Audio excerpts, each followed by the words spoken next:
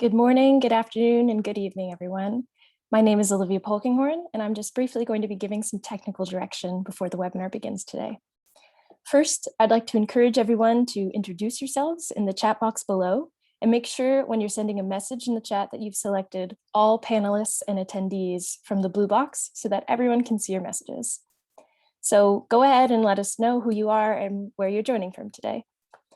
Please also feel free to ask questions in the Q&A box below and not within the chat feature, so that way our moderator can easily find them. We will try to address all audience questions as we receive them throughout the webinar. Finally, please note that this webinar is being recorded and all recordings of the Month of Blue Forest webinar series will be uploaded to our YouTube channel. I'll provide the link for this channel in the chat below. And with that, I'd like to hand it over to today's moderators. Stephen, would you like to begin? Yes, hi there.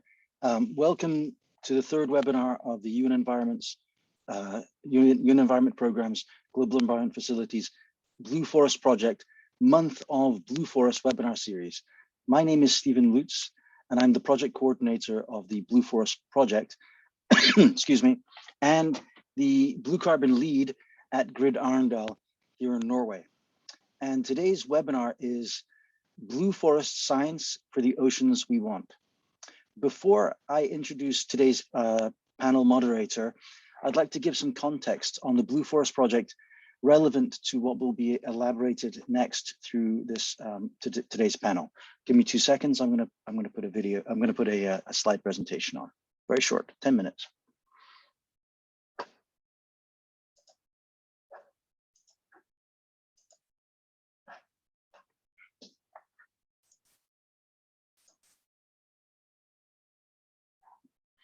Okay, so here's a little first a little context on the Blue Forest Project. In 2015, the UN Environment's Blue Forest Project was launched to address the challenges of unlocking the values of coastal carbon and ecosystem services and converting them into options for improved coastal and marine ecosystem management. Prior to the project, the science around coastal blue carbon and ecosystem services contained many gaps, and there were very few proof of concept or on the ground examples around the world. Additionally, the international community did not fully recognize the value of these systems for climate change mitigation. The Blue Forest Project has been key in overcoming these hurdles in order to effect a truly transformative global impact on coastal ecosystem management and sustainability. The end result has been a project that has definitely punched above its weight, and you will hear from some of our partners in today's session. And now a little context on sort of Blue Forest science.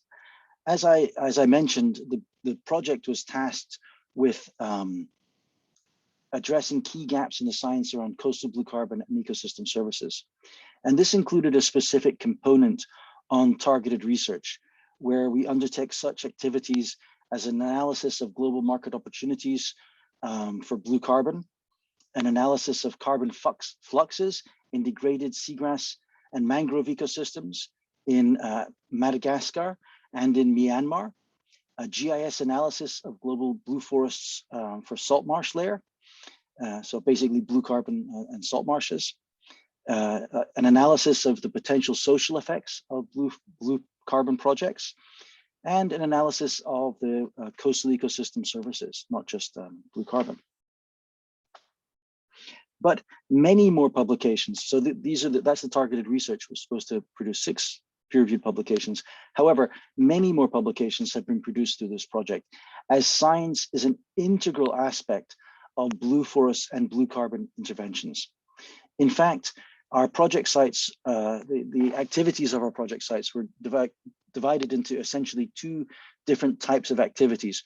One was basically improving the understanding of carbon and ecosystem services. And then the second series of activities was harnessing that understanding or those values for improved ecosystem management. So everything is science-based, okay? This includes the fieldwork of measuring standing biomass and the sampling of sediment carbon. And here you can see our team from our co-finance partner in Indonesia at their blue carbon site on Lembogan Island, just off Bali. And I was out there with them, trekking in the mud and waving away the mosquitoes just a couple of years ago. And there's some, so you can see some of the sampling and measuring equipment that they're using. But also the lab work necessary for understanding the carbon uptake and long-term carbon storage across coastal blue carbon ecosystems is part of the activities that our blue forest projects and blue carbon projects undertake. For our project sites, this mostly includes a focus on mangroves and seagrasses, and you'll hear a bit about that following. But other ecosystems that have been explored through the project include ecosystems such as coastal sabkha and algal mats in the Emirate of Abu Dhabi. And some of our other project partners have explored the value of marine vertebrates, including whales and fish, for climate mitigation. And that's a burgeoning field with much promise that will be discussed in a webinar in 2 weeks, on our series of Blue Forests, Month of Blue Forests. However, for now, you'll be hearing from our presenters on the topic of coastal blue carbon science. And additionally, I'd just like to recognize through the Blue Forest Project, we have guidance on the application of blue carbon science highlighted through one of our key deliverables. And this is the Blue Forest Global Solutions website. This is essentially a toolkit where the main products, lessons learned, and guidance from the project is being assembled.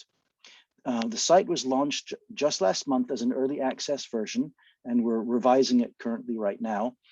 And the tools, training, and capacity building that are needed to achieve blue forests and blue carbon solutions are being included in this website through a series of questions and answers. We want to demystify blue carbon and harnessing ecosystem benefits and present options for sustainable blue forests and blue carbon policy. To explore science on the site, just navigate to the ecosystems tab, and you can see it's, I've got the address here, and just navigate to that tab. And then you can click on the methodologies and approaches tab, and you'll be sent to the page where we have a series of questions related to the methods used for understanding values such as blue carbon. These include what methods exist for valuing ecosystem services, or how do you conduct a blue carbon feasibility assessment, and what carbon accounting methodologies are needed for blue carbon projects. So you can click on that sort of tab, and then you can scroll down, and then you can click on the resources that are listed and see also relevant videos related to blue carbon science. For example, we have 2 videos on the site about blue carbon lab work and about blue carbon measuring tree circumference for standing biomass measurements for blue carbon projects. And these are from our project sites in Kenya. And to learn more, the Learn More button takes you to our resources page, where you can scroll up and down to see the methodologies for valuing ecosystem services, biodiversity in coastal and marine ecosystems, and blue carbon. So, oops. Let me just get back there. So please explore the Blue Forest Solutions website. This website is a product of all of our project partners. It is intended as a resource for use by all. As I mentioned, it's an early access version, and we'll be updating it as we head into July. So please expect the functionality of the website will also improve. And now I'd like to hand the floor over to Linwood Pendleton, who is the Executive Director of Ocean Knowledge Action Network and the International Chair of the European Institute for Marine Sciences at the University of Brest. Linwood is also a project partner of the Blue Forest Project, responsible for several of our targeted research outputs, and he will be moderating today's panel session. Linwood, take it away. I'm going to close down my thing right now. Okay.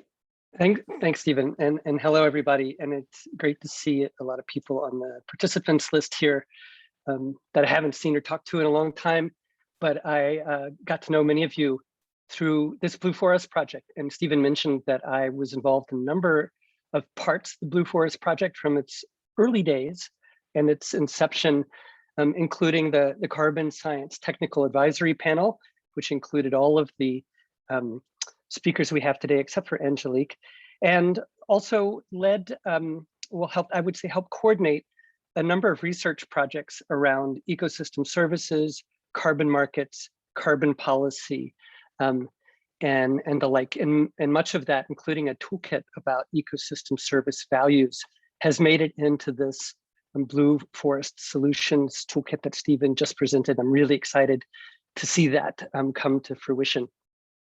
Now, today what I'm going to do is I'm going to introduce our panelists and then ask them to speak a little bit very shortly, and then take your questions. And I'm really hoping you'll have a lot of questions for them. And we even have some leftover questions from the previous webinars that really apply to this blue carbon science. We have panelists from around the world, and they're going to be talking specifically about blue carbon science and blue forest science generally.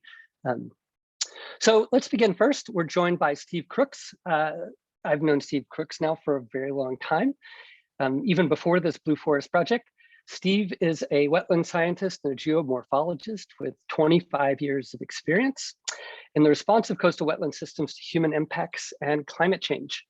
Steve leads the US interagency science community called the Coastal Wetlands Carbon Working Group that works to incorporate coastal wetlands within the US inventory of greenhouse gas emissions and sinks. And Steve also chairs the carbon advisory panel for the Global Environmental Facilities Blue Forest Project. Steve is the co-founder of the International Blue Carbon Initiative, and we're very happy to have you here, Steve. Next up, we have Angelique Pouponneau, who is the CEO of the Seychelles Conservation and Climate Adaptation Trust. Angelique holds an LLM, so an advanced tax degree, in environmental law, advanced law degree, I should say, not tax degree, specializing in the law of the sea and natural resources law. Angelique has experience working in the Caribbean, the Pacific, and the Indian Ocean. Lucky you. On a wide range of projects relating to sustainable fisheries, the sustainable management of marine biodiversity, and within biodiversity within and beyond national jurisdictions, even climate change, and in particular, climate adaptation and climate finance. Further, Angelique serves as a legal expert, or has served as a legal expert for the African Group of Six Committee on issues of oceans and law of the sea at the UN. So welcome, Angelique. We also have up Leah Glass, who I have known almost as long as I've known Steve. Leah works for Blue Ventures as their technical advisor for mangroves and blue carbon. And for the last 8 years, Leah's been based in Madagascar, working with colleagues and grassroots community associations to develop some of the world's first blue carbon projects. Go ahead and turn on your camera, Leah, so we can see you. As a practitioner, Leah has a deep understanding of the opportunities and challenges relating to locally led blue carbon projects, having done some of the world's first blue carbon projects, in fact. And I know from personal experience that Leah is passionate about ensuring that marine management makes sense for the people whose livelihoods depend on the ocean. That's part and parcel of what Blue Ventures does. So welcome, Leah. And then finally, we have Martin Gullström. Are you there, Martin? I haven't seen your picture pop up. Martin is an associate professor in marine ecology and a senior lecturer in environmental science at Södertörn University in Sweden. His research concerns a wide range of scientific topics, including seascape ecology, blue carbon science, seagrass ecology, food web ecology, coastal fish and fisheries science, social ecological issues, and global climate and environmental change in research in tropical and temperate coastal regions. So really the kind of interdisciplinary work that really captures everything that the Blue Carbon Project tried to, or the Blue Forest Project really tried to accomplish. Martin has 20 years of experience in capacity building in countries, particularly of the Western Indian Ocean, primarily Tanzania and Mozambique, and work that facilitates, encourages the transformation of research, education, and conservation-related issues. Martin's a seagrass specialist with an East African focus, and under the Blue Forest Project, Martin explored carbon flux in seagrass ecosystems in Madagascar in coordination with Blue Ventures work there. So welcome to you, Martin. Now, I want to begin by asking each panelist to describe their work beyond what I've described in their brief bios and how it pertains to the development of Blue Forest and Blue Forest Carbon Science. And just as a reminder, audience members, please feel free to ask your questions to our panelists in the Q&A window, not the chat window, so I can find your questions. And let's start with you, Steve. Why don't you tell us about your work with Blue Forest and Blue Carbon Science? Okay, great. Thank you, Linwood.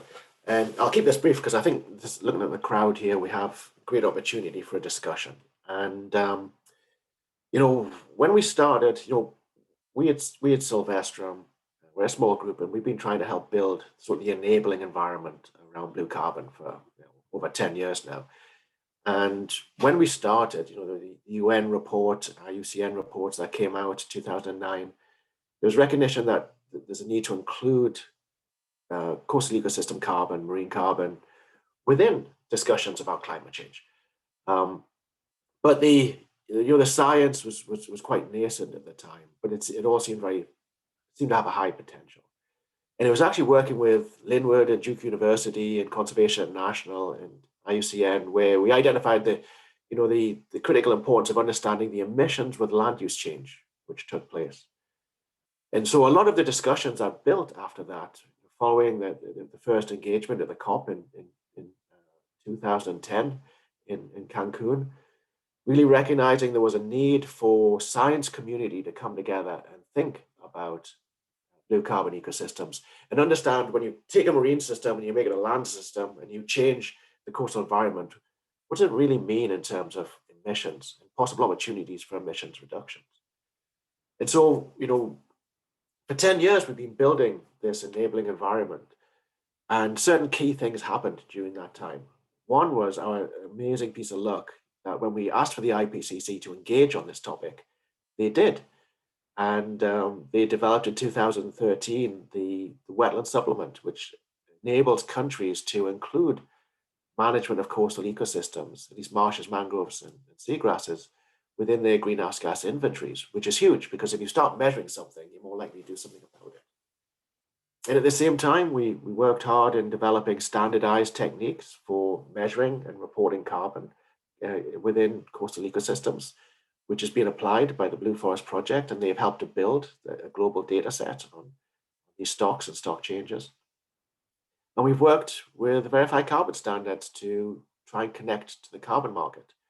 And the early projects that have come forward have used a more accessible, simpler methodology under Plan Vivo. And but to scale up, we need methodologies which work more effectively at larger scales. And that's the challenge. How do we actually scale up from small projects to big intervention? And so now I think, now that we've built up this awareness and there's really a recognition that blue carbon should be a part of climate mitigation in many different ways, not just connection to the carbon markets. We're now in a phase of sort of both operationalizing this, how do we actually make these things happen and mainstream it into national policies and actions, and where do we extend it from here? And so, what we engage in is help groups with the science, help think about how to include it within greenhouse gas inventories, help countries include blue carbon ecosystems within NDCs, then think about how do you actually implement your NDCs on the ground? What kind of actions can you take in terms of restoration and conservation?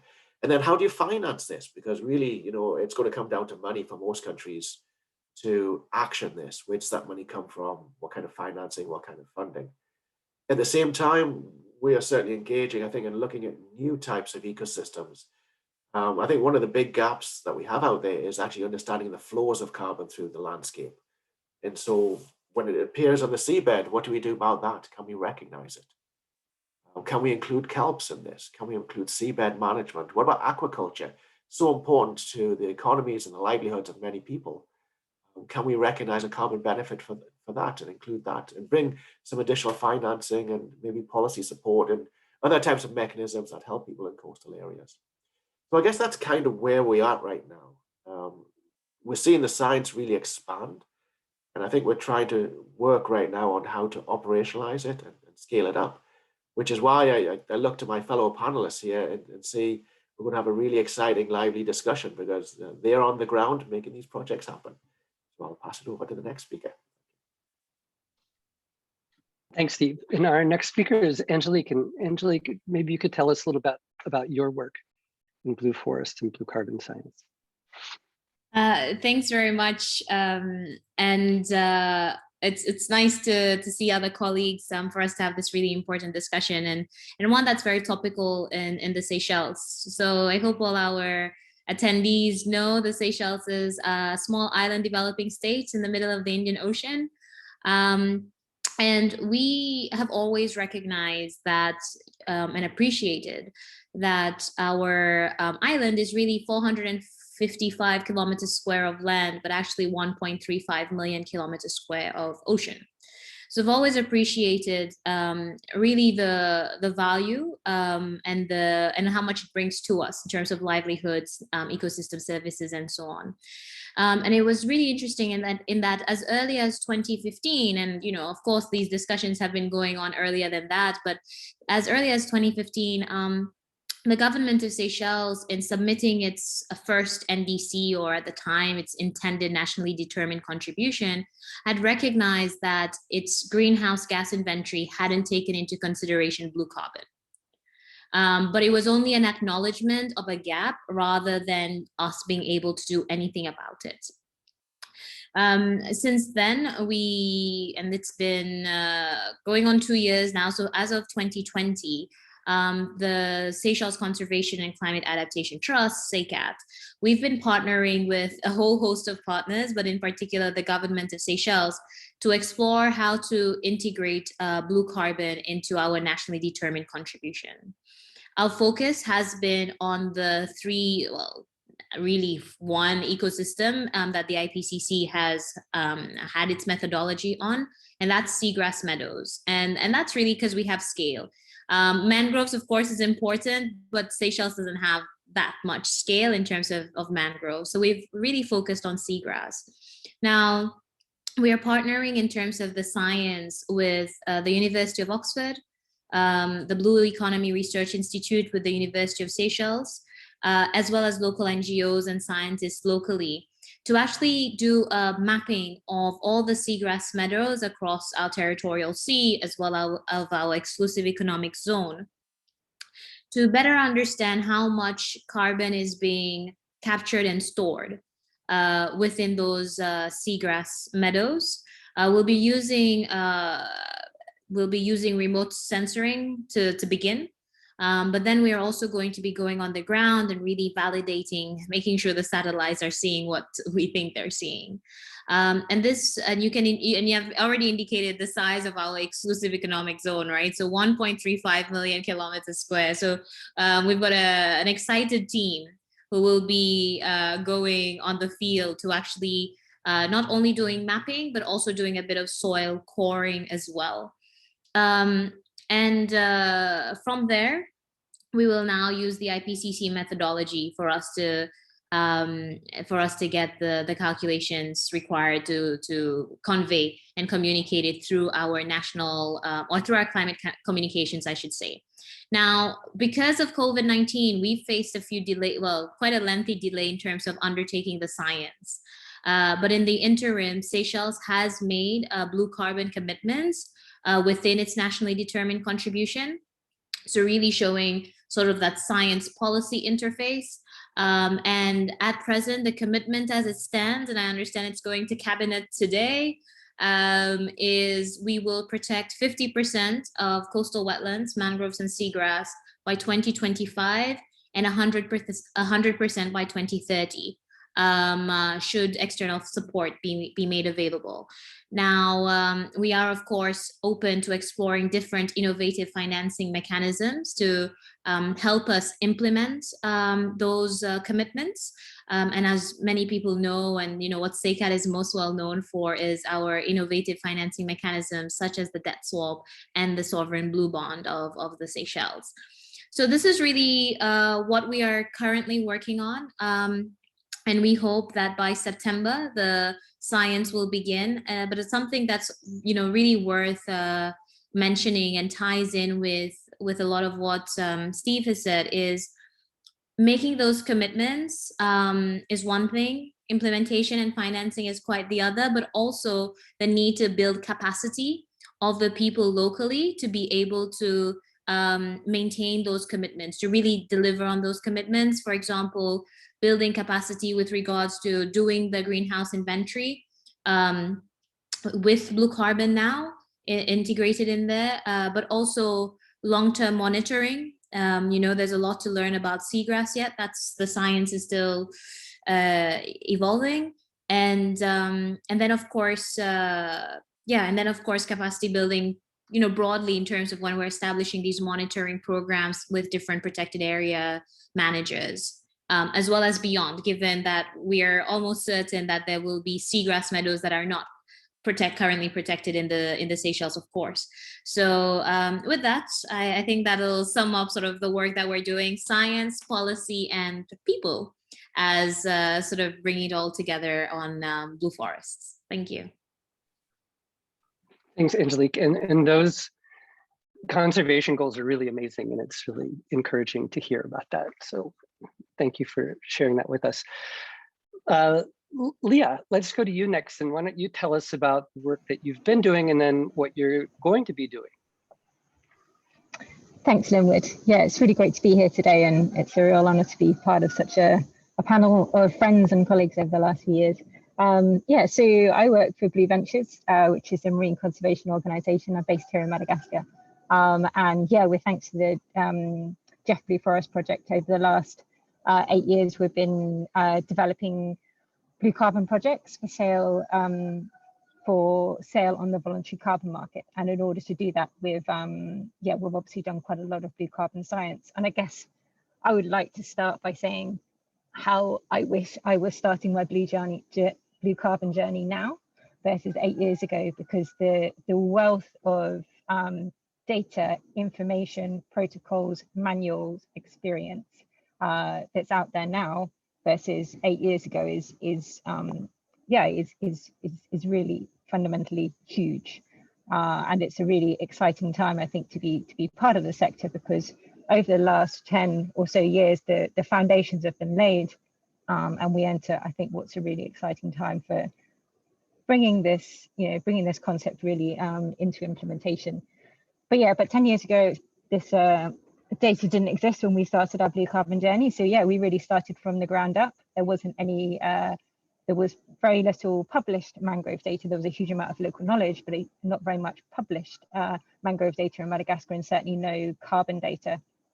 So we worked hard to do as much research as possible and put as much data into open access journals and share it widely within the country to try and lay that science foundation that's really needed for effective coastal management and also blue carbon projects. This included completing mangrove carbon inventories, measuring the trees, and we also did various remote sensing analysis. And I think it was through this remote sensing analysis that it was really iterated to us the power of local knowledge and incorporating that into research and understanding. When we shared the results of our maps with the villagers that we were working with that lived in these mangroves, we were very excited. We were like, look at this didn't exist before. And they were like, we found several errors. And through the process of participatory mapping with the communities that we work with, it was a really insightful process and a much quicker and more efficient way of kind of finalizing these maps and utilizing that local knowledge. And that's kind of, we've really tried to take that learning through the whole project development stage, investing in making sure that the carbon projects are locally owned. Data is power. Blue carbon projects is all about managing coastal resources effectively. And to manage them effectively, management needs to be adaptive. And in order to be able to manage adaptively, community groups or government organizations need to have the data that's necessary to adapt management plans as resource use or as kind of biodiversity changes over time. So we've put a lot of effort into trying to adapt the really, really great manuals that have come out over our journey. For instance, the Blue Carbon Manual published by the Blue Carbon Initiative has been really instrumental in in kind of like guiding our blue carbon science work and translating this into the local language, trying to select the bits that we needed for what we were trying to do, and ensure that the community groups that we're working with are able to a large part, lead the carbon monitoring part of the projects as much as possible. Because for us, that's the most effective way. I saw on the call Lisa Benson as a participant. Lisa has been, really amazing. She helped us design the data management system that we use, which really kind of like underpins a lot of the work that we do, because it enables communities to collect the data and input the data, and then through Excel macros, it all gets kind of like automatically analyzed and stored and easily reportable. And there's very little reliance on kind of intermediate organizations, and that information is in a format that is then shareable more widely in the community by the community groups. So that for us has been a really important part. And I think that's the last thing to kind of like touch on from our experience as well. It's been really exciting to see the growing interest in blue carbon science in Madagascar and in other countries that we work in over the last few years. It's super exciting. Bigger data sets, better data sets, only increases our understanding of what's going on and increases the viability of the projects that are being developed. But there's certainly a need for kind of coordination between various groups and authorities and organizations that are collecting data to ensure that data is open as much as possible and kind of collected in using similar fashions. One of my similar protocols. One of my excellent colleagues is about to publish a simple paper explaining the comparability between circular plots and square plots. Some groups in Madagascar use circular, some use square. Is that comparable? At what scale? In what situations? And to really kind of like utilize the huge breadth of carbon science data that's coming out at the moment. The more of those kind of coordination and collaboration initiatives is really important. Linwood, I'm really excited for the question and answer session, so I'm going to hand back to you. Good, thank you, Leah. And I think you make a great point about how far we've come in 8 years. And I remember 9 years ago, just before we started this, I talked to one policymaker about blue carbon, and they said, come on, is blue carbon real? And then I talked to another policymaker, and she said, well, you show me the science, and then we can have a discussion about blue carbon. And we pulled together the science that was available then.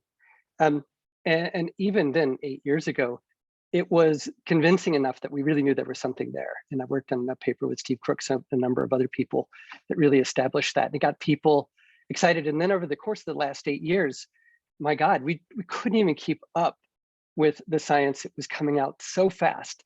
And so right now, it really is a matter of trying to navigate this incredible body of science that's developed in response to this tremendous resource that we have with these blue forests. And so we'll come back and talk about that more. Finally, I want to go to Martin and ask Martin the same question. Martin, tell us about your work. It's so broad and interdisciplinary, so I'm interested to hear what you'd like to talk about, but tell us about your work about blue forests and blue carbon science. Thanks a lot, Linwood. First of all, I would like to say many thanks for inviting me to this webinar panel discussion.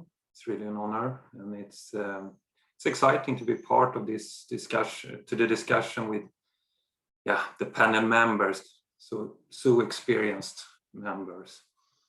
Yes, so I'm Martin Gosling. I work at Södertörn University, which is a university south of Stockholm. And for about 10 years ago, I started a research group together with Mats Björk, who is professor at Stockholm University. And this research group was not the main topic of blue carbon, but it was a seagrass ecosystem research group. And many PhD students and later on postdocs were working with different kinds of research on seagrass ecosystems. But very quickly it became one of the main parts, since that was a topic that really progressed at that time. And so the focus was on blue carbon dynamics very much. Later on, it has been also greenhouse gas emission dynamics and so on.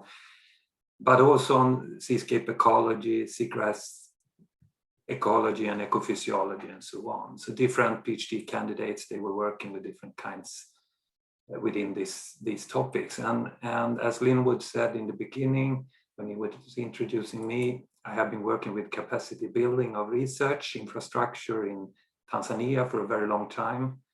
But I also worked in Mozambique and Kenya and Mauritius and Madagascar from time to time, not within a program, but within the program between Sweden and Tanzania, this bilateral program. It's a very, very successful bilateral program. It has run now for a little bit more than 40 years, and it has, a large number of PhD students have now been doctors and professors and actually driving the research in the countries. It has progressed very, very well.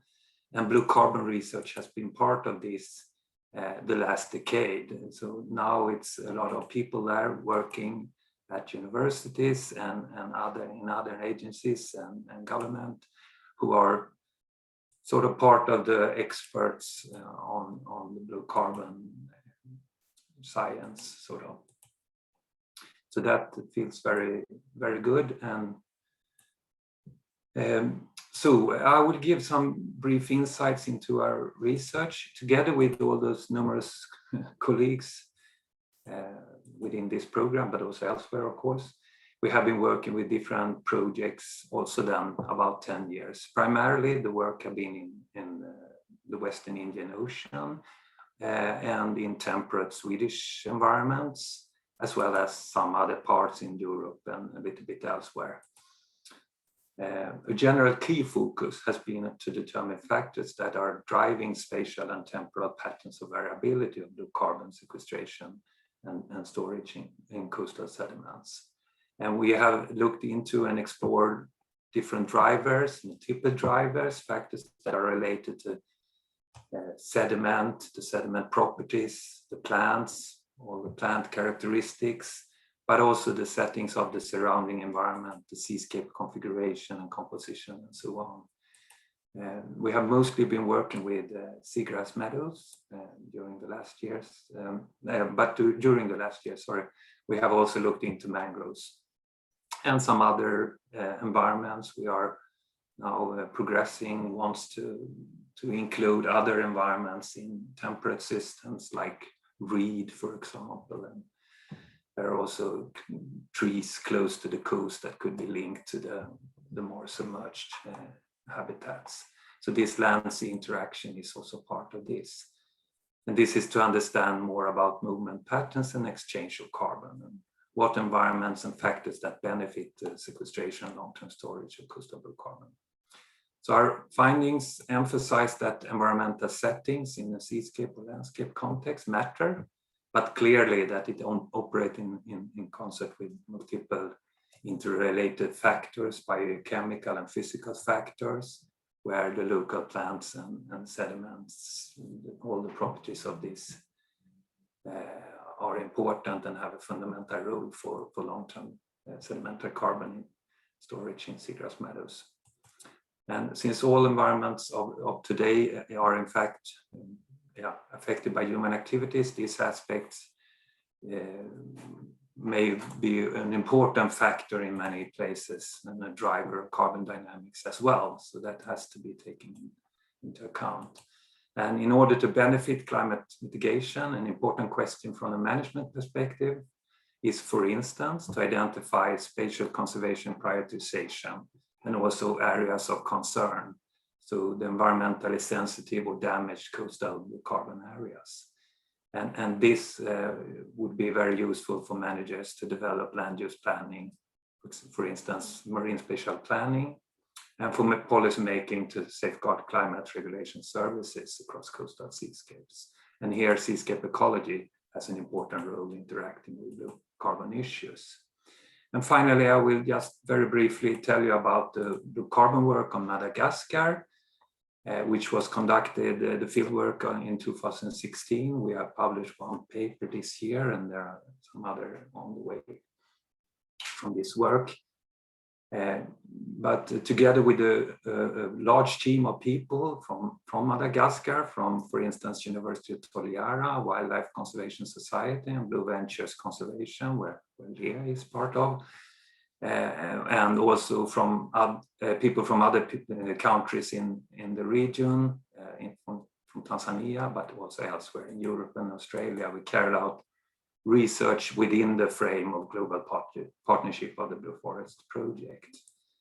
So in this project, the general thing was that we estimated patterns of variability of sedimentary organic carbon in seagrass meadows, with the overall aim to assess the influence of seascape configuration, but also land use change based on mangrove conversion, and look into the dynamics and fate of carbon within the coastal land-sea interface. And the surveyed area was an area in Tsimipaika Bay, which is an area in the northwestern Madagascar, which is a diverse mangrove seagrass environment where extensive mangrove deforestation has occurred in localized areas of the bay. So finally, our specific objectives of this were to provide on-the-ground data to understand the spatial variability of carbon content and stock data. And that was to improve the understanding of carbon sequestration capacity of the forest ecosystems, with a particular focus on seagrass meadows, but also linked to mangrove and the forested mangrove areas.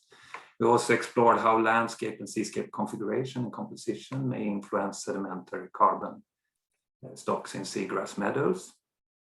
And the third one was to understand linkages and connectivity between the two habitats or patches of the habitats, as well as other environments. So it could be the land forest or something from the degraded areas, or deeper material from deeper areas in the ocean there. And that was to better understand seascape connectivity and including land-sea interactions, to understand exchange pathways, dynamic and fate of blue carbon. And finally, to understand the influence of land use change in terms of mangrove deforestation. And our results emphasized that the benefit to consider the influence of seascape configuration and connectivity to accurately assess carbon content in coastal habitats. And ultimately, we hope our findings should be useful to identifying carbon sink hotspots and develop management prioritizations.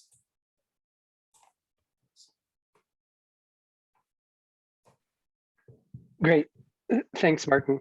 And I just want to remind everybody, if you have questions, please put them in the Q&A box, because I'm not following the chat box right now. And I want to start with a general question to the panel, and it's about ocean literacy, and it comes from David Crookall, who's one of the participants here. I mentioned 8 years ago, people didn't know very much, if anything, about blue carbon science. What have you been doing personally to try to make sure people understand this science and why you need the science in order to be able to use blue carbon to create offsets, or to have them as part of the nationally determined contributions for climate change targets? And so anybody on the panel would like to tackle that? Angelique. Thanks for that question. It's an interesting one. And I just want to share a little bit about what we've been doing on the project. It's when we started the Blue Carbon Project, well, the Seagrass and Carbon Mapping Project in the Seychelles, one of the things we found out, and again, it goes to the semantics and, do you have words for things if you don't care about them, or if they don't have value in your mind?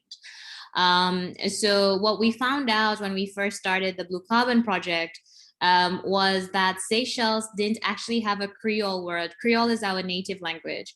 We didn't have a Creole word for seagrass. And the only Creole word, the only seagrass we did have a Creole word for was a specific one, the Anhalus. And that was because it was so important for nurseries for the rabbitfish. So you could tell already of how, semantics is important because you attach importance to a certain life form. So now what we've been doing is we've been having a national initiative to actually find a Creole word for seagrass. We've chosen sort of 5 life forms or species, you can say, for us to have names for them in Creole. And we're using that with the fishers and local communities. But what's important, but the reason I bring it up that ties very well to your question is it's been a really useful way to make people understand and appreciate blue forests and in particular seagrass here, but also understand why they're important, the project itself with the science piece, and why their importance to protect them, and that's linked to the commitments within the NDC. And by now giving it a word, showing that there is value to it, I think is going to lead to further interest by the local communities, especially when it comes to implementing the commitments that we've made at sort of international climate policy level. So that's just one example of how we've been sharing more information about the project. And then there's of course social media as always, and fact sheets and so on. But I think finding a Creole word for seagrass has taken the cake in the Seychelles. And do you think it's going to lead to even more words for blue carbon species and life you talked about?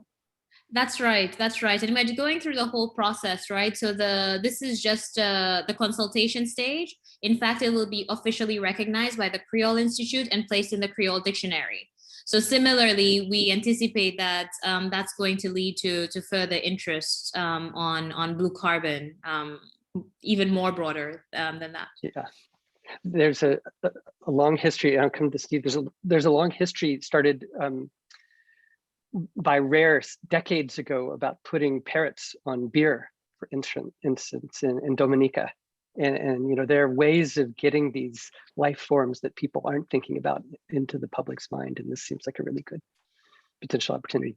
Steve Crooks. Yeah, I think it occurs, maybe there's 3 levels to this. And, Angelique's story there reminds me that the education needs. In several countries, Brazil immediately comes to mind, that the fishermen call seagrass rubbish grass because it would snarl up their nets. And that's a not uncommon name in various places.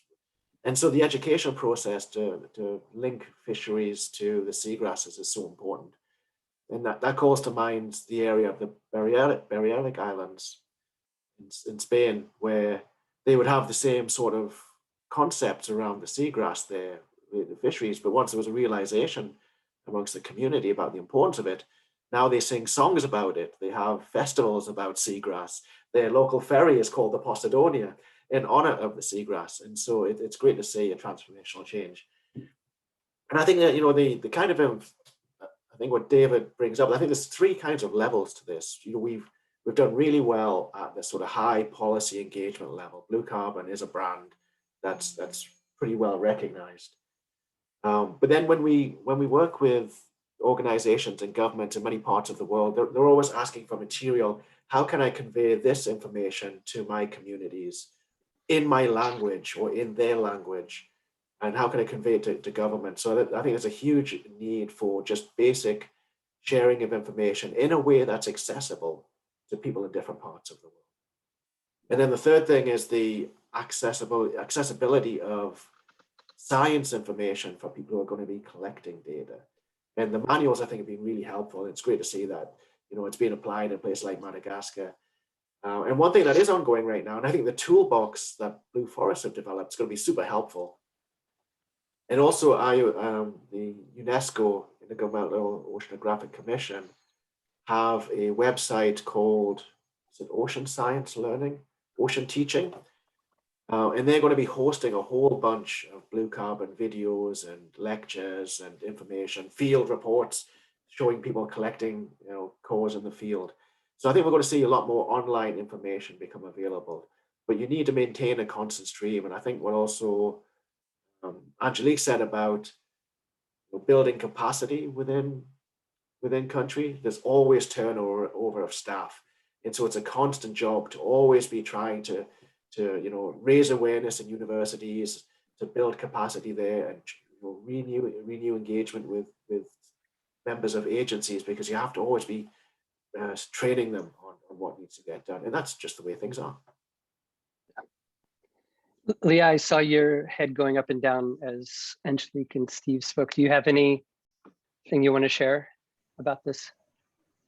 Nothing more to not matters more really, but no, I think Okay. yeah, agree with the comments from Steve and Angelique. I think that seeding of information, and that information being available and in the hands of people in country, I think is so important. Like, who kind of like drives decision making and sharing and information sharing in kind of like in countries, and it being in a language that's applicable and culturally culturally applicable. I think that is really important. Echoing Steve's point about open access research, that's something we really struggled with, and researchers here in Madagascar and more broadly throughout the tropics. There's so much behind paywalls. So many of the really excellent science that's going on is behind paywalls, and it's only thanks to friends and colleagues in universities in various places in the world that we can get access to it. And it's really frustrating, and it's really kind of like a hampering. And I guess the other thing is really social media, particularly in the pandemic era. I think, education systems have shut down, kids aren't going to school. The impact of that is varied across the world. Some areas it's really, it's kids haven't been in school for over a year.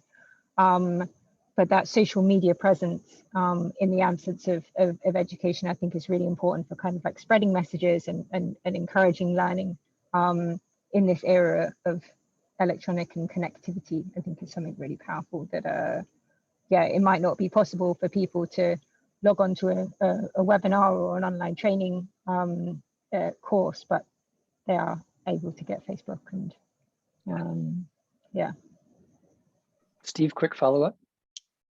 Yeah, I think just building on what Leah said, when we think about engagement and helping to try and make money flow from various sources, private sector or government, battling octopus hands here. So from the top end, policy makers make money flow to implementing groups and then down to communities. But they're not going to do that unless they're hearing from communities that they actually want this.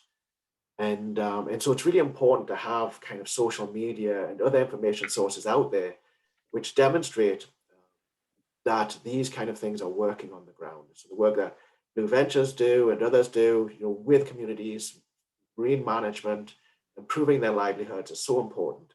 And then that helps to engage with government and for money to flow.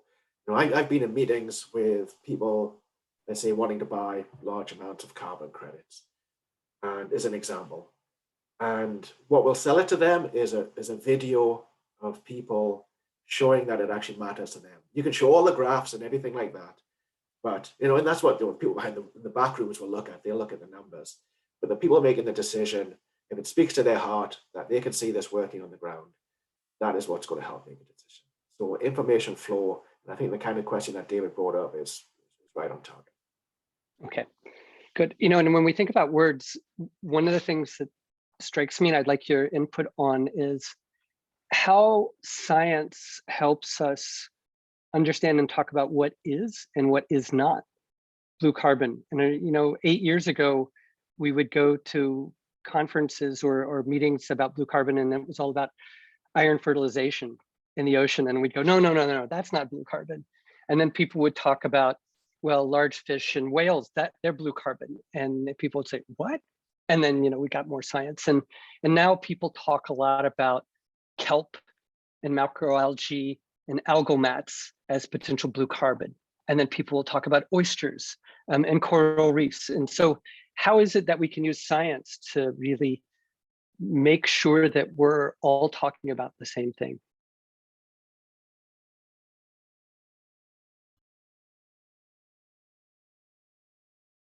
Steve? Well, if nobody else wants to chime in on that one, I think it's important to have a discussion within the science community and set boundaries to things based upon common understanding. And that was the purpose of the Blue Carbon Initiative originally, because policymakers would have questions about what is blue carbon, what should we be thinking about, what is not blue carbon, what's fallacy, and there are all sorts of different ways to think about it, but that's so important. I remember writing an issues paper for the Climate Action Reserve back in 2006, and I included carbonates in that, and it is, but only if you think on like geological timescales. But if you're thinking in terms of climate management, then really, carbonates and reefs are not a blue carbon ecosystem. In terms of carbon sequestration, they can help protect the blue carbon ecosystems. So it comes back to the main point. It's developing consensus within the scientific community and communicating clearly what the boundaries are. Now, having said that, we still see reports calling all kinds of things blue carbon. And so, you can still put information out there, and it's still, people still will take things in various directions. And you have to say, okay, come back to it. What does the scientific community say about this? What we're now seeing is there was interest originally in things like kelp, seabed, mudflats, and the science wasn't there historically to be able to be sufficiently quantified for including within climate policies, climate frameworks. But now we're moving in that direction, that it's getting better. We know overall they're net sequesters of carbon and we can manage them better. And I think now we're moving towards, as we were 10 years ago with marshes and mangroves and seagrasses, having a better data set for being able to relate actions to climate benefits. Yeah. One of the questions that's come up in a lot of discussion that we've had in this series and that we've talked about a lot is this variability in terms of different ecosystems and different life forms sequester different amounts of carbons. And I want to maybe hear from Martin about seagrasses, because with seagrasses, this is one kind of blue carbon vegetation, blue carbon habitat that has a tremendous amount of variation. And I remember when we started off initially with some studies out of the Mediterranean that Carlos Duarte did, huge amounts of carbon sequestration. And then we looked in the Gulf of Morbihan in France and found out seagrasses were hardly sequestering any carbon at all. How has science really shown us with seagrasses how that makes a difference in terms of implementing blue carbon policy?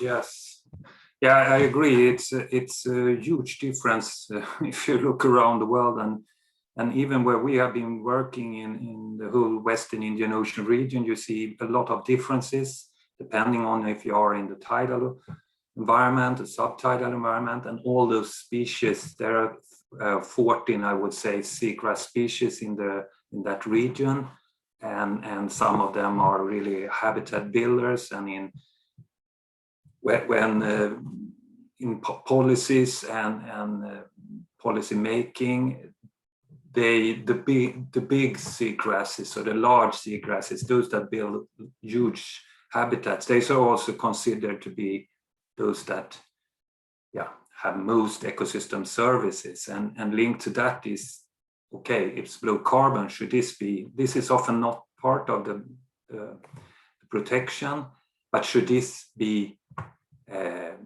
part of an MPA or a conservation area or an area of particular importance? Should blue carbon be one of the factors considered? And as we can see, it's definitely differences, and you can, even if it's site specific many times, there are general patterns, spatial patterns, not as much temporal patterns in that region, while we see that in for example, Nordic waters, of course, because it's very clear seasons.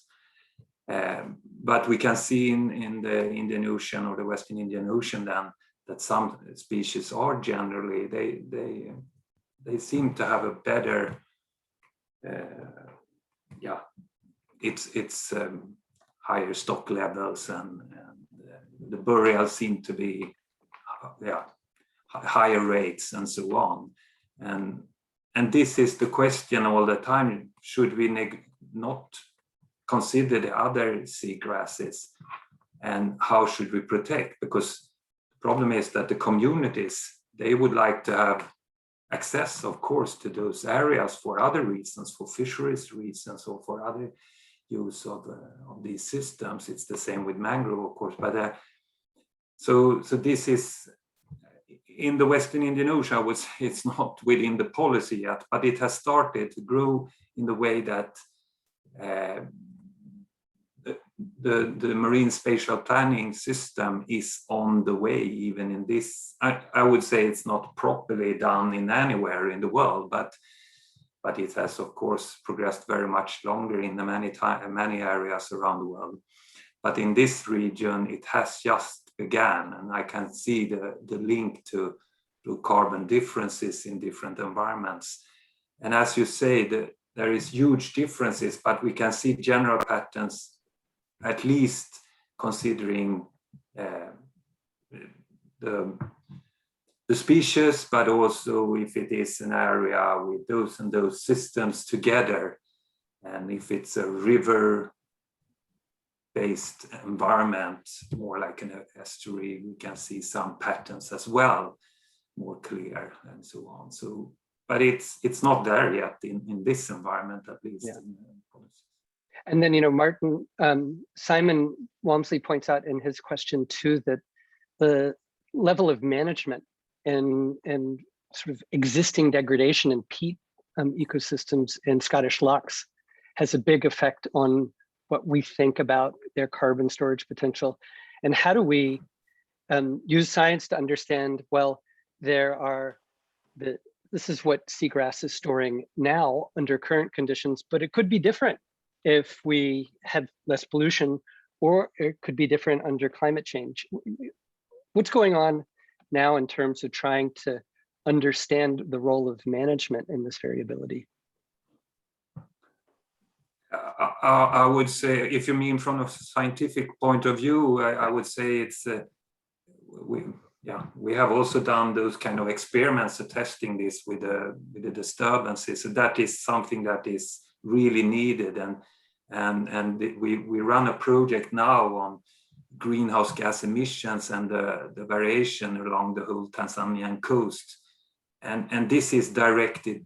Yeah, it will be directed, so to speak, into management in terms of the spatial variability, and this I think it's needed to understand, both manipulate, but also understand different environments of human impact where you look into these questions. So you really need to consider environments where you are closer to urban areas, you are closer to logged areas or forested areas or so on.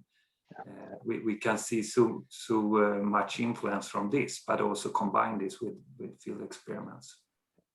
And Leah, can you just tell us, were you surprised when you first started collecting data about carbon storage in Madagascar? Were you surprised by the variability, and did it have an effect on how much science you thought you needed to really get a good understanding at a sort of a broader scale of the carbon storage potential in Madagascar?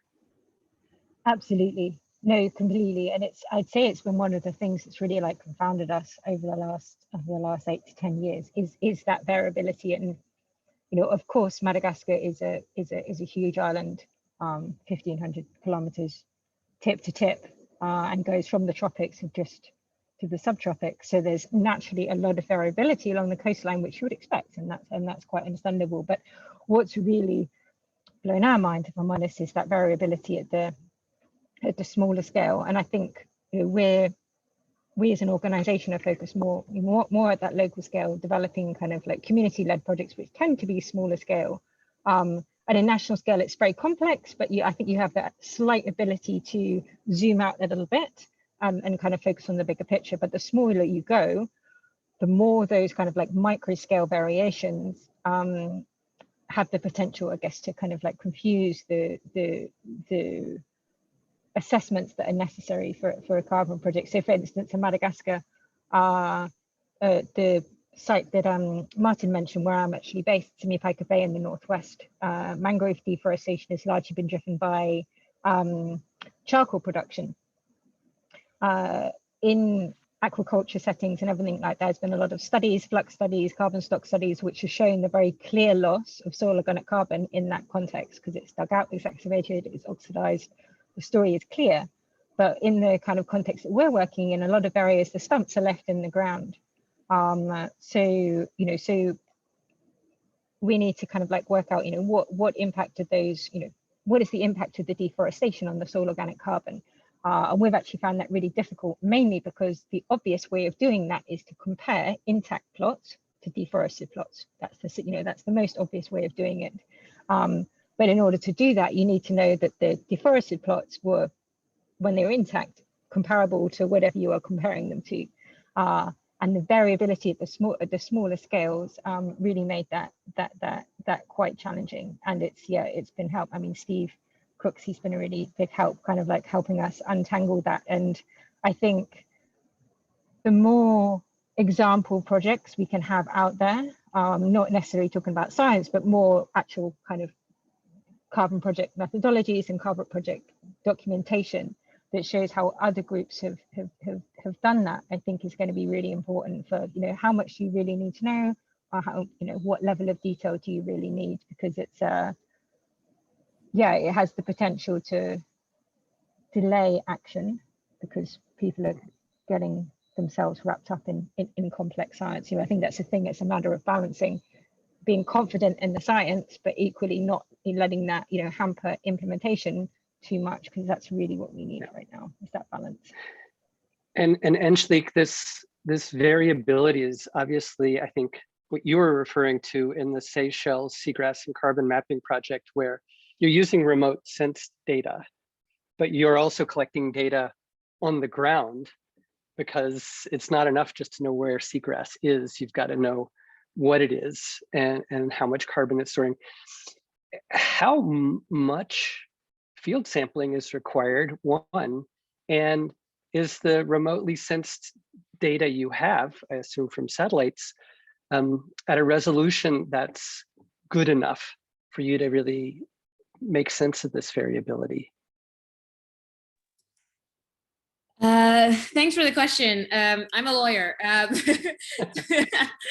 not a scientist, so I'm going to give you as much information as I have. But we are using different partners with regards to getting the best resolution. So we've got different people sort of giving us satellite data that I suspect is at different resolution. So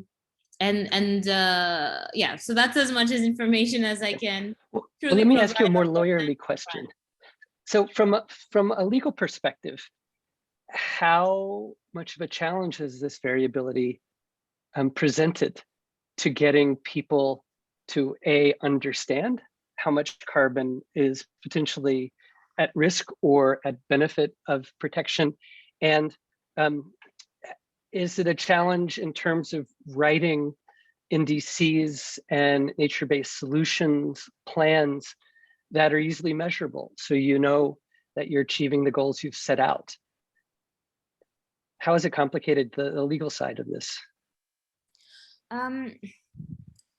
Well, in many ways, we've made sure that the NDC commitment is very much one that is measurable. We've got clear targets that the government and the people of Seychelles has to work towards. I think when it comes to the legal side, it really comes to the point of implementation.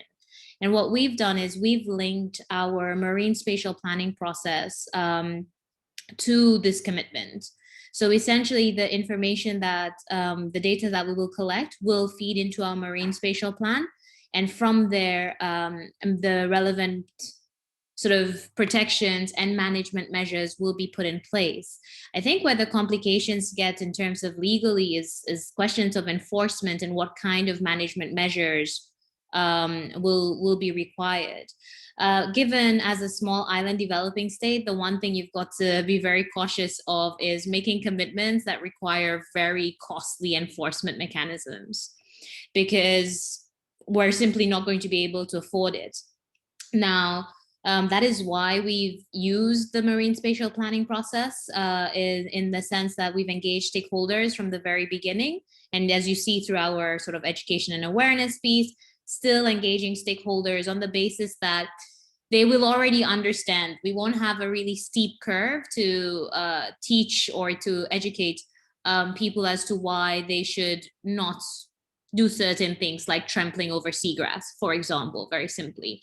So in that respect, those are sort of the more legal oriented challenges that we can foresee. And then, of course, thinking through what are blue carbon specific conservation measures that will be tied to enforcement. That's also something that continues to be a point of discussion for us. But I think the other aspect that's linked a little bit more to financing and implementation is rights over these areas, right?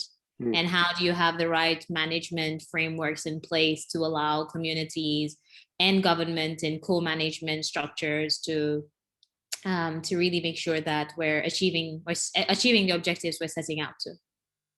And are you trying to map rights and use to these ecosystems in the seagrass mapping project?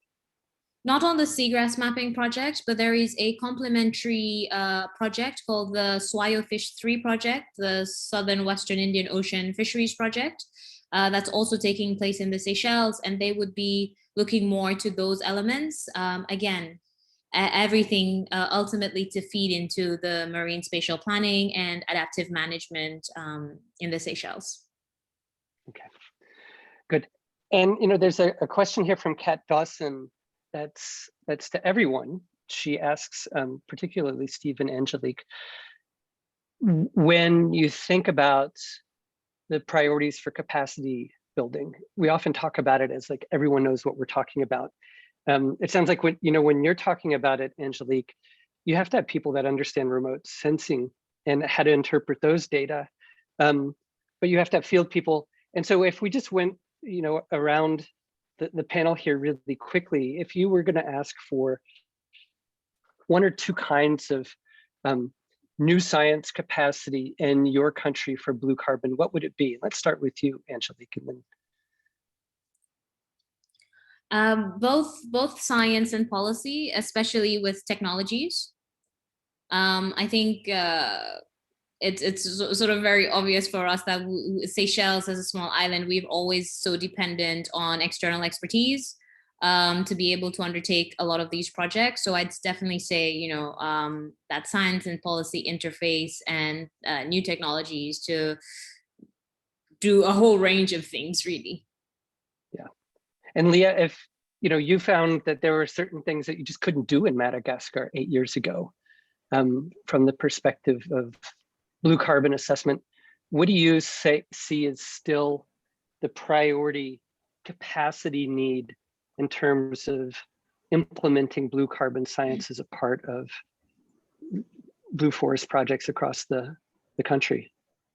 I think it's a really interesting question, Linwood.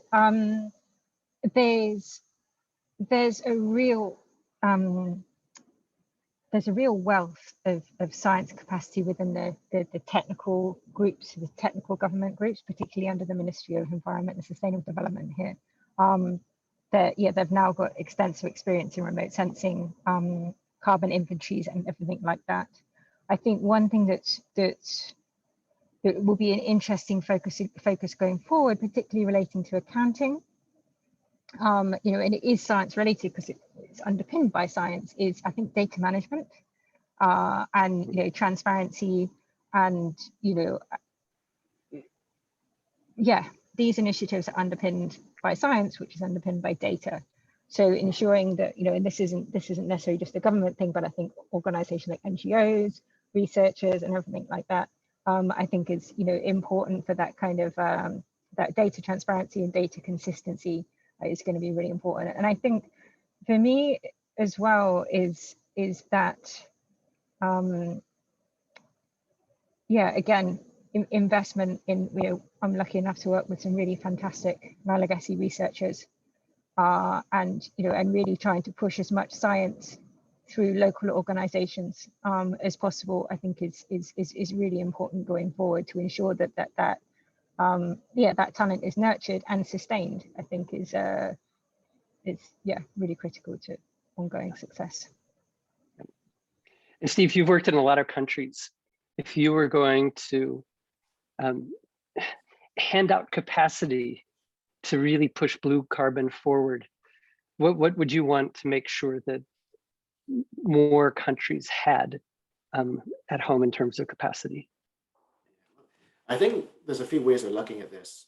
For those countries that already have a lot of capacity, kind of incumbent upon them to do the detailed science, try and find simplifications and knowledge that can be transferred to make it more possible elsewhere. Think about the conversation we've just had. When we look at the variability of, say, salt marsh cores in terms of carbon stock, in individual cores, there could be quite a bit of variability. But when you gather together 7,000 of them from, say, around the US, you find that the variability is not that great, and that the average value of, say, 0.027 tons per cubic meter is quite reasonable for making policy decisions when you're thinking about that kind of scale. And then the group in Australia looked at their coastline, for the entire coastline of the US, of Australia, 0.026. So very similar. So already we're getting sort of globally representative numbers that can be used for decision making everywhere. It then gets down to the question of how do you start linking across ecosystems, peatlands, seabeds, and those simplifications still need to be developed. How do you apply it in various countries? And how do you identify, if you're working in an area, where the most effective place is to. So I think where we're hoping to see more development is those countries that do have the resources, both developing detailed science, developing process level understanding, as Martin is doing, but then also providing support to countries where they can implement it on the ground and turn that kind of level of understanding into something that's meaningful there that they can then use for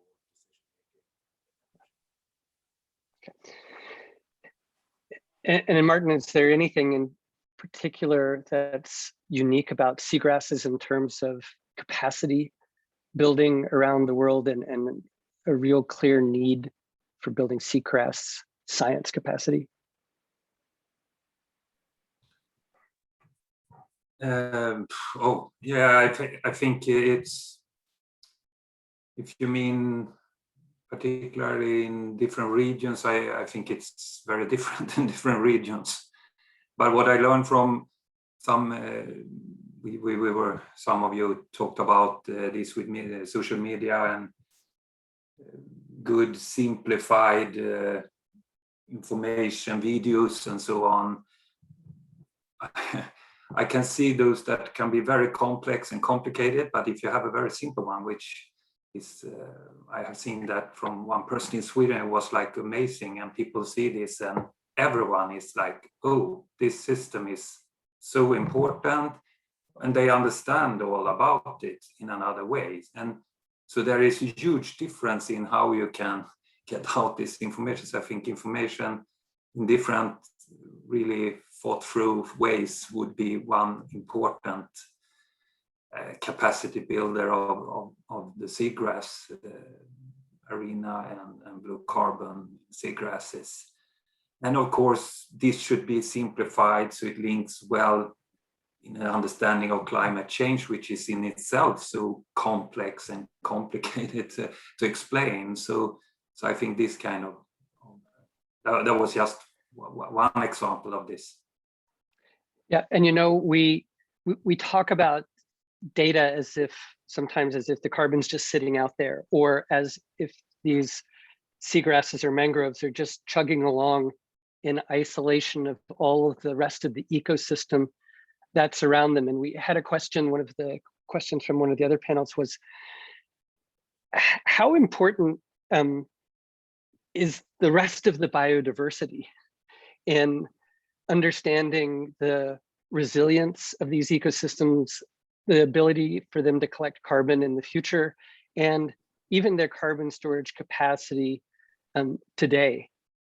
Any thoughts about the role of biodiversity and how much information? Do we even have the science to understand the role of biodiversity? And then, as you mentioned earlier, Martin, connected ecosystems. Mangroves and seagrasses don't exist in isolation, particularly if there are coral reefs nearby, which are very important. Do we have enough science there? It's not just about data, but it's about science, understanding how these systems work. I would say yes and no. I think we have done a lot of science that could be put together now to understand this a lot better. So I would say yes in many ways. Then maybe particular studies should look into the questions very much now, also confirm in different environments and how with regard to global change and so on. And I think with regard to not only marine spatial planning, but also this ecosystem-based approach where we include and we link different systems, ecosystems, but also different sectors. In this way, I think biodiversity is one of the factors we need to focus on now from now on, and this is one of the main parts that are really going like this on the planet, and I have seen so many recent estimates that this is really reducing in an alarming way. And so I think I think there are a lot of data, and if a lot of scientists sit down and compile it from those questions, then we have it there, and then it can build up on that and see where are we now, where are we heading with regard to global climate change, a lot of environmental changes and urbanization and so on. And we are getting more and more people. So but yes and no is the answer still. Okay. Steve, I see your hand up, and then we'll come to Leah. Yeah, I think that there are several principles we can bring together here. One is, ultimately, we're trying to decarbonize the atmosphere and recarbonize the biosphere. That is generally a good flow of carbon. Right? And then when we think about what can we learn from the principles of landscape ecology, geomorphology, and ecosystem resilience and biodiversity is improved with complexity of mosaics within a landscape and the linkages between them. And if we have that, then we have a more healthy system. And healthy systems lead to carbon storage and flows of carbon through the system. Carbon is ultimately a currency that flows through the ecosystem. And so by building diversity and by building these connections, when you get down to management actions, you then think about details about how reefs might protect ecosystems from erosion, but that's at the local level. But at the sort of macro policy level, it's about improving biodiversity, improving connectivity between these ecosystems. Yeah. Leah. Thanks, Linwood. Yeah, and I think some of this kind of links back to what we were saying earlier about kind of like the broader blue carbon ecosystems. And it is related to this question, but I think carbon is really important.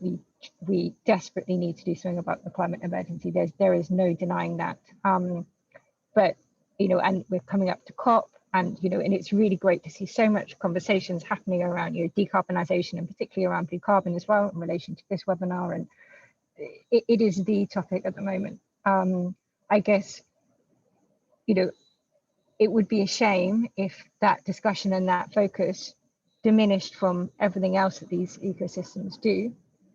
The carbon is an incredibly important part, but they also do a lot else. And also, some of the ecosystems which are not necessarily, okay, the science isn't quite there for blue carbon yet, we're not there, but gee, they also do a huge amount else for the world.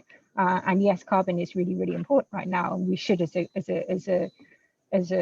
world be focusing on it. But that kind of like balance in this, like, oh my goodness, we need to do something. Yeah.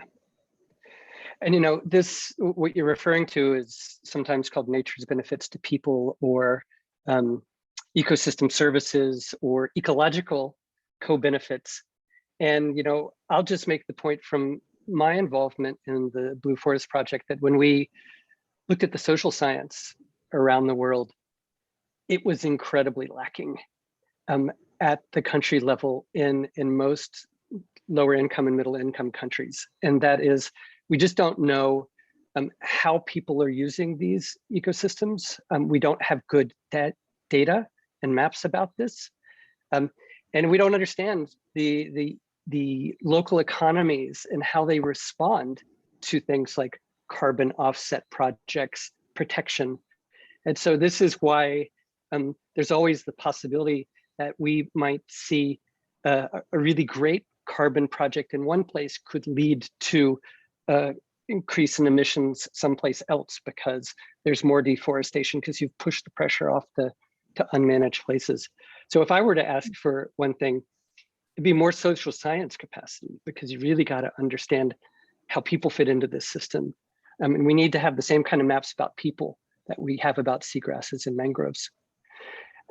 Zebedee Nisu asks specifically, having received, I'm not sure if Zebedee has read, but has received the triennial reports from Madagascar and Seychelles for the Convention on Wetlands. And Zebedee would like to know, how do you involve governments in this science? And how do you make sure that governments are capable of using the science that you create, so that they can incorporate them into NDCs, into Ramsar reports and things like that? And what was the experience in Madagascar first, and then Seychelles second, in terms of involving government? A big question. I think so. A lot of the carbon science actually at the government level is actually led by the government themselves through the National RED program. There's been significant investment from the World Bank and others into building that capacity at the national level. So I would say that the mangrove and blue carbon, a lot of that data comes from the government themselves.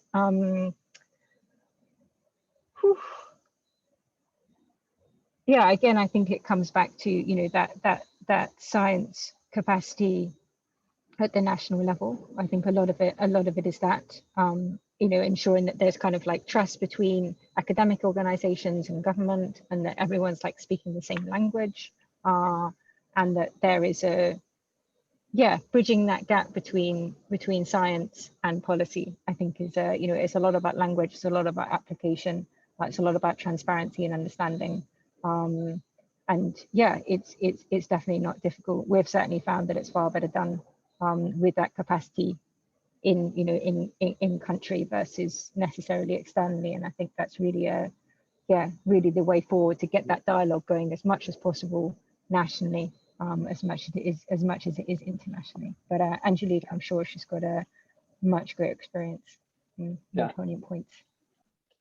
I mean, for us, especially given that the seagrass and carbon mapping project is fairly new in 2020, the one thing that we found is, as Leah says, a lot of the data that was available on seagrass was with government, right? It was being held by the Ministry of Environment at the time.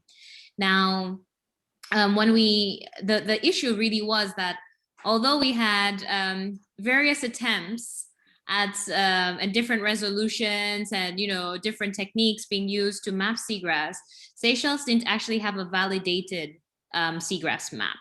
And this is where we came in with this project, but we've been working very closely with government throughout.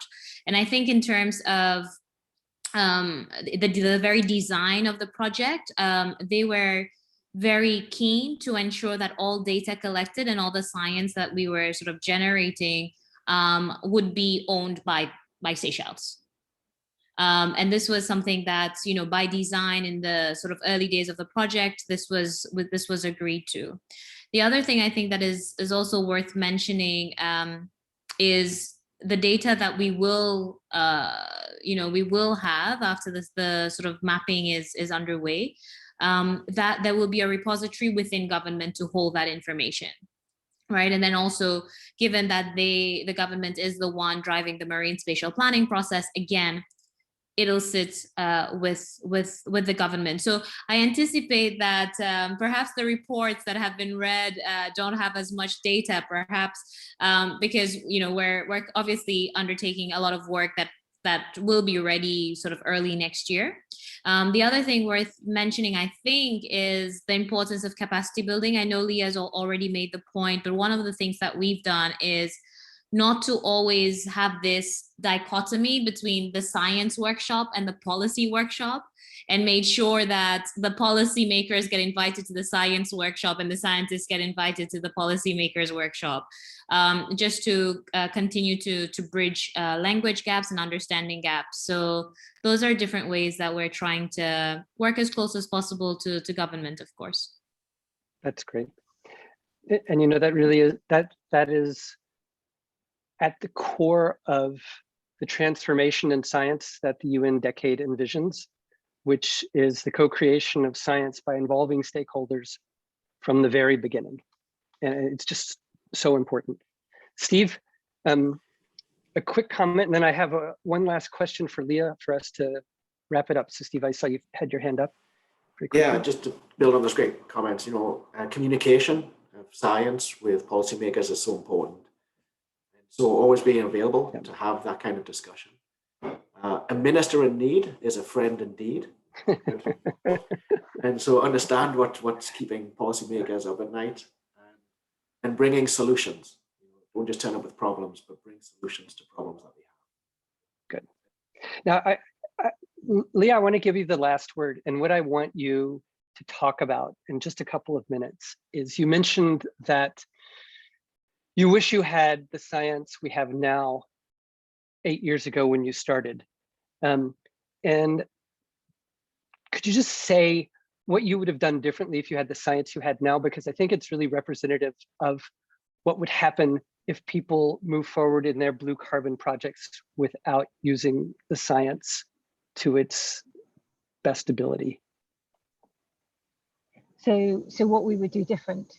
Well, so with our blue carbon journey started in Madagascar, but we've since started doing some work through partners in Indonesia, and it's just been mind-blowing, the difference in the journey between Madagascar. We started with no data at all. In Indonesia, there is so much incredible data, like, you know, across almost every major kind of like mangrove ecosystem in the world, in the country. Having that, it reduces the, you know, I think projects really need to look, you know, do we need to, how much do we need to do? Action is needed ASAP. I think the good thing now is there's a lot of kind of like baseline data. Steve mentioned the IPCC default values. There's a lot we can use there. How can we kind of like minimize the amount of baseline setup, which for us took years because we had to build it from scratch. If you can get that from already existing data, focus on building capacity and understanding in the actual monitoring that is required for a carbon project, because you don't get a carbon credit until you've proved that conservation or restoration has happened. So that, you know, the baseline is something you need to do early on, tick the box, boom, move on, and then that monitoring. And the more that we can utilize the data that's out there and put that in a format that people and governments are, you know, groups and governments are able to use, the sooner we can, you know, it needs to be evidence-based, it needs to be conservative, we need real action, not hot air. But I think we're in a really good place, particularly for mangroves right now, where we can stop wasting time and really, you know, use the conservative values that are already out there and get going. Yeah, great. Well, we are closing in on the end of our seminar. It's been great panelists. You've brought up a lot of things. You've talked a lot about variability, how we use science to understand that variability, but also how we use science smartly in order to make sure that that variability informs policy, but doesn't hold it back. And both Leah and Martin talked about simplification, and this is an important part of scaling up, and we can have complicated scaling up and simplified scaling up, and you've all talked about that.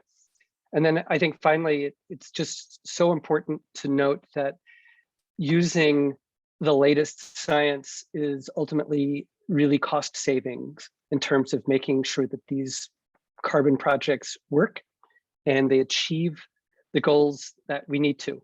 So it's not science for science sake by any means. It's science to make sure that these ecosystems contribute to carbon goals, to biodiversity goals, and to social goals. And I think that we've seen that across the Blue Forest projects, that they work when you have the right science. I would like to encourage everybody to please join us again next Thursday at the same time from 10 o'clock to 11:30 Eastern Daylight Time in the US, or 4 to 5:30 p.m. Central European Time, for instance, where the Blue Forest Project month-long Blue Forest webinar series will continue. And next week, the webinar will be on new technologies to support Blue Forest conservation.